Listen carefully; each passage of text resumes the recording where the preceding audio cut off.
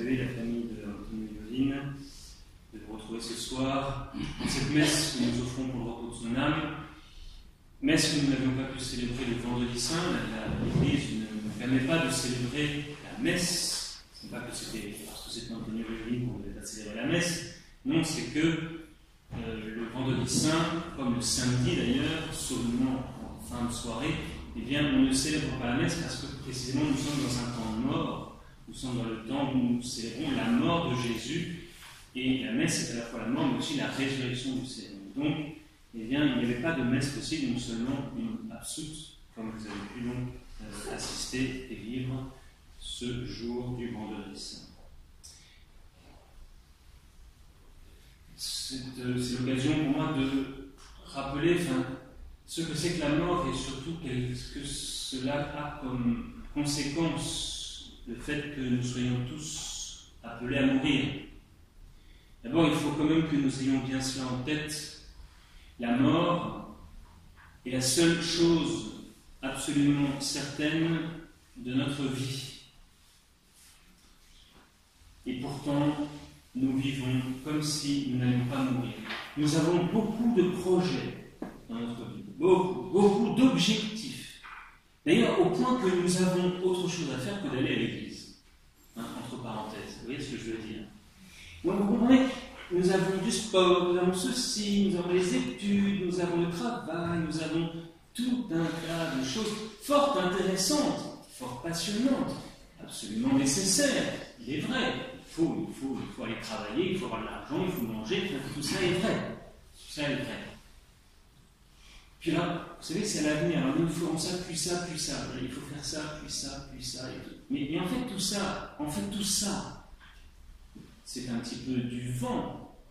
Parce que la seule chose dont on est certain, c'est que nous allons mourir, et surtout, et en plus, je dirais, c'est que nous ne savons pas quand est-ce que ce moment va arriver.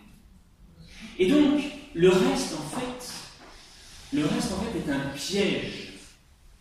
Toutes ces choses nécessaires, bonnes, le travail, le sport, le truc, le machin, en fait, sont très périlleuses parce qu'elles peuvent nous détourner, en fait, de l'essentiel de notre vie, qui est que nous allons mourir et que nous ne savons pas quand. Et que finalement, cette vérité étant dite, qui n'est pas une vérité de foi, vous êtes d'accord que ce n'est même pas une question de foi catholique ou pas, c'est juste une vérité de l'existence humaine.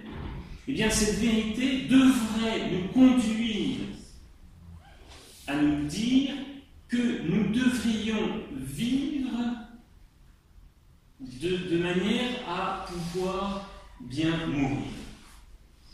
Ou du moins arriver à notre mort en se disant « tout est parfait, j'ai fait ce qu'il y avait à faire ». Et qu'est-ce que nous avons à faire sur cette vie? Dans cette vie, sur cette terre, qu'est-ce que nous avons à faire? Eh bien, c'est l'évangile que nous venons d'entendre.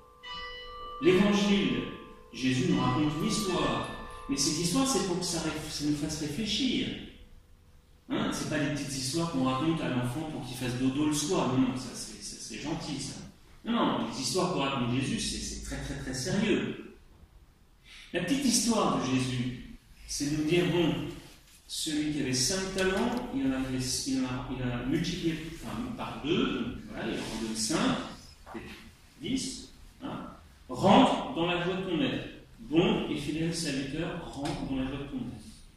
Tu en avais 2, tu en as donné 2 autres, rentre dans la joie de ton maître. Ce que ne dit pas l'évangile, c'est la suite, parce que l'évangile a été coupé juste avant, c'est celui qui avait enterré son talent, lui, il est envoyé au feu éternel. Il est châtié parce qu'il n'a pas multiplié les talents que le Seigneur lui avait donnés. Alors la question qui se pose pour nous, c'est qu'est-ce que nous faisons de notre vie? Est-ce que nous sommes en train de faire fructifier les talents qui nous ont été donnés ou pas? Et il y a une autre question aussi qui est qui peut nous faire réfléchir, c'est Est-ce que je fais suffisamment fructifier? Est-ce que le Seigneur m'a donné 1 talent, 2 talents, 5 talents, 10 talents, 20 talents? Je ne sais pas, à vrai dire. Je ne sais pas exactement.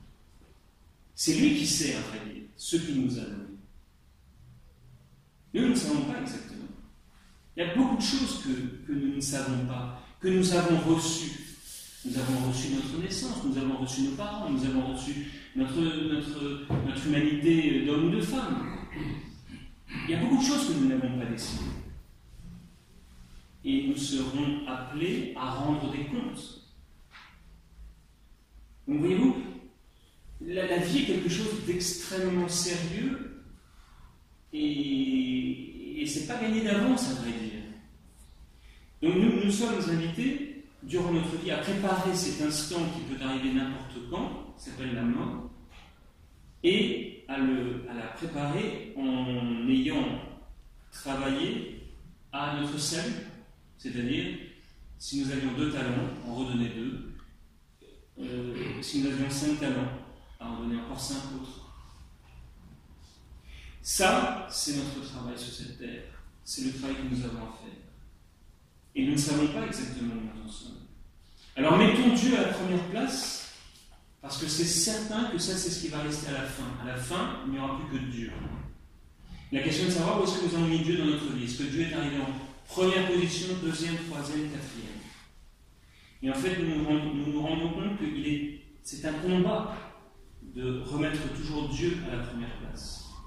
Nous sommes un petit peu comme des bateaux. Un bateau, il doit garder le cap.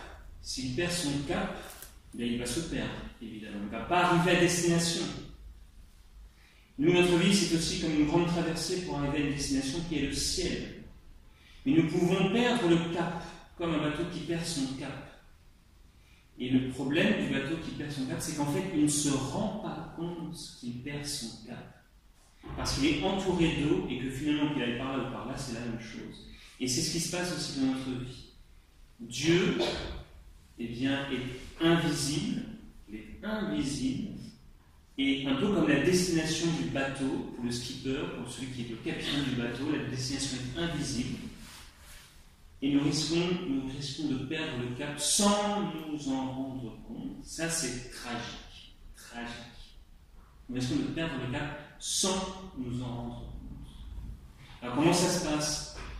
Eh bien, au début, je disais mon chapelet tous les jours. Puis après, je dis plus qu'une dizaine de temps en temps. Puis finalement, je dis plus du tout de chapelet. La messe, j'y allais.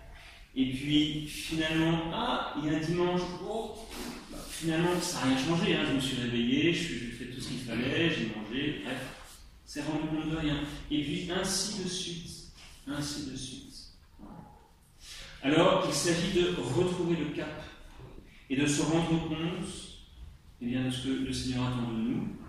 Et c'est l'évangile qui est important. L'évangile, là où il y a le Christ Jésus, que l'on rencontre dans l'évangile comme personne vivante et qui nous dit ce que nous avons à faire, qui nous donne le sens de notre vie, qui nous dit ce qu'il y a à faire, très concrètement.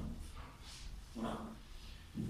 Alors, eh bien, chers frères, l'heure, voyez-vous, l'heure dans notre milieu de vie est arrivée.